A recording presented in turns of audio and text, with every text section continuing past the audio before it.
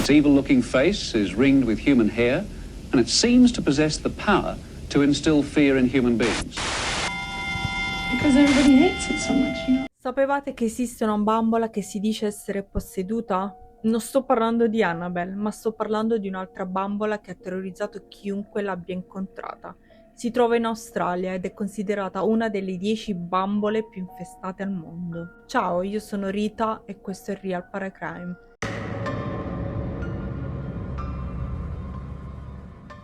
E oggi vi porto una storia di una bambola misteriosa, antica e posseduta, e il cui passato inquietante affonda le radici in una casa abbandonata in Australia. Disclaimer: se questo video è troppo spaventoso vi prego di uscire. Tutto inizia nella piccola città di Wagga Wagga, nel New South Wales, Australia, dove un giovane ragazzo di nome Kerry Walton e suo fratello decisero di esplorare una vecchia casa abbandonata. Era negli anni 70 e i due ragazzi erano cresciuti sentendo innumerevoli storie su questa casa. Una casa che secondo la leggenda era infestata. La casa sembrava un luogo perfetto per una visita spaventosa, ma ciò che Kerry avrebbe trovato al suo interno sarebbe stato molto più terrificante di quanto potesse immaginare.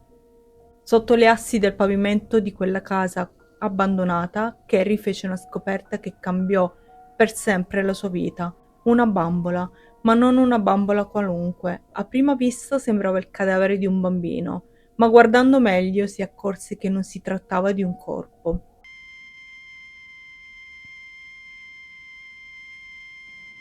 Era una bambola inquietante con un'espressione terrificante che sembrava quasi viva.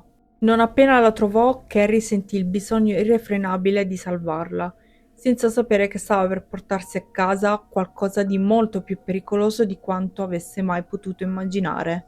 Durante il lungo viaggio di ritorno a Brisbane, Kerry e suo fratello decisero di darle il nome Let Me Out, un nome che suonava inquietante, come se la bambola volesse uscire dalla sua prigionia. Ma la storia non finisce qui. Quando finalmente arrivarono a casa, la famiglia di Kerry non era molto entusiasta della nuova acquisizione. Ci mancherebbe. You brought him back to Brisbane with you.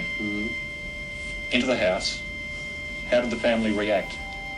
They wanted him downstairs. They didn't want him upstairs. Già nella sua prima notte in casa la bambola iniziò a manifestare comportamenti strani. Ogni mattina venivano trovate misteriose tracce che sembravano essere lasciate dalle scarpe della bambola.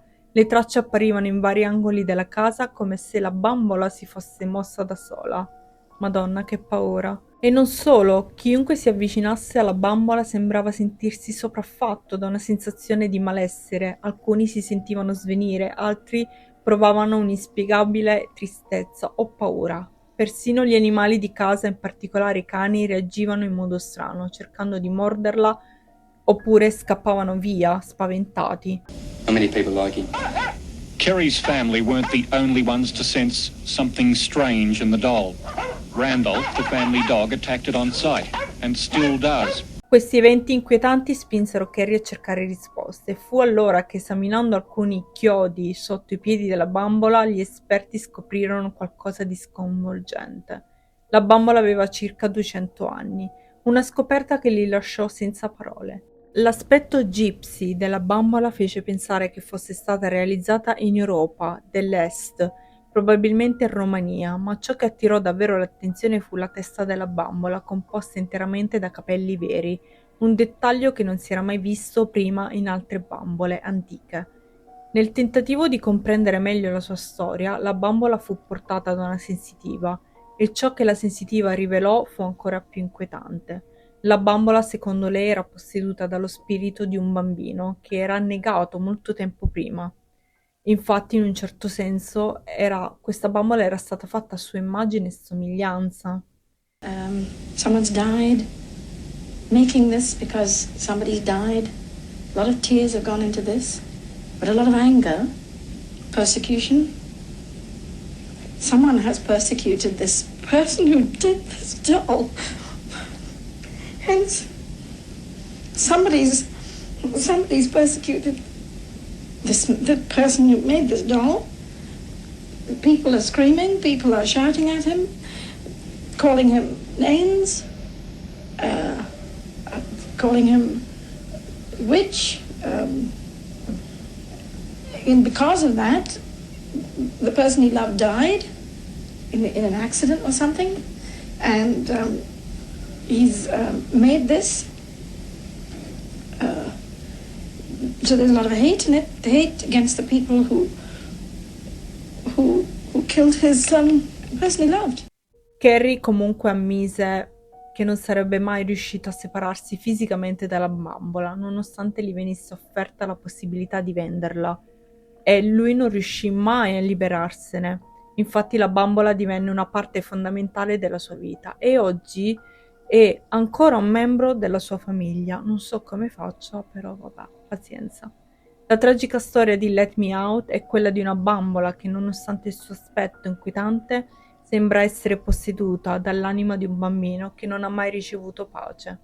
Ma cosa accadrebbe se questa bambola potesse davvero muoversi da sola, come alcuni sostengono?